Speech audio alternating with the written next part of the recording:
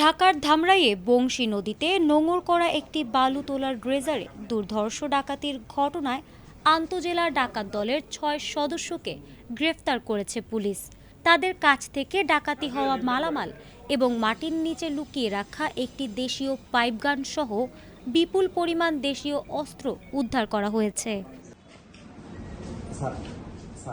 বৃহস্পতিবার বেলা ১১টার দিকে ধামরাই থানা কম্পাউন্ডে সংবাদ সম্মেলনে এ তথ্য জানান সাভার সার্কেলের অতিরিক্ত পুলিশ সুপার রাকিবুল হাসান ঈশান। পুলিশ জানায়, গত ১১ আগস্ট দিবাগত রাত ১:৩০টার দিকে ধামরাইয়ের ইসলামপুর এলাকায় বংশী নদীর তীরে নোঙর করা একটি ড্রেজারে ইঞ্জিন চালিত ট্রলার যোগে ১২-১৩ জনের একটি মুখোশধারী সশস্ত্র ডাকাত দল রামদা, পিস্তল, বন্দুক ও কাটার সহ দেশীয় অস্ত্রে সজ্জিত হয়ে ড্রেজারের ওপর উঠে পড়ে স্টাফদের মারধর করে নগদ টাকা সহ সর্বমোট ২,৪৪,৫০০ টাকার মালামাল লুট করে ট্রলার যোগে নদীর উত্তর দিকে পালিয়ে যায়।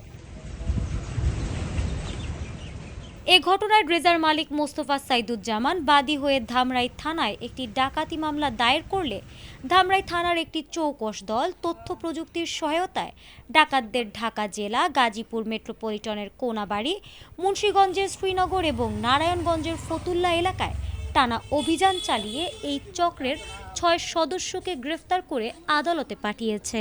গত ১১ আগস্ট ২০২৬ তারিখ গভীর রাতে ধামরাই থানার ইসলামপুর এলাকার বংশী নদীর মধ্যে একটি ড্রেজারে সংঘবদ্ধ ডাকাতির ঘটনা ঘটে। প্রায় ১২ থেকে ১৫ জনের একটি মুখোশধারী ডাকাত দল ট্রলার যোগে এসে দেশীয় বিভিন্ন অস্ত্রশস্ত্র নিয়ে ড্রেজারে থাকা কর্মচারীদের মারধর, ভয় ভীতি প্রদর্শন করে তারা ড্রেজারে থাকা battery, welding machine, grinding machine, বৈদ্যুতিক তার, মোবাইল ফোন ও নগদ টাকা সহ প্রায় ২,৪৪,৫০০ টাকার মালামাল লুট করে নিয়ে যায়।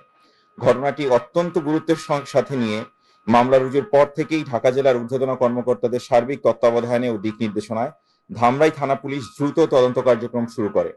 বিভিন্ন কৌশলে আসামিদের অবস্থান শনাক্ত করে ঢাকা, গাজীপুর, নারায়ণগঞ্জ ও মুন্সিগঞ্জের বিভিন্ন এলাকায় অভিযান পরিচালনা করে দীর্ঘ ধারাবাহিক অভিযান পরিচালনা শেষে আমরা ৬ জনকে গ্রেপ্তার করতে সক্ষম হই।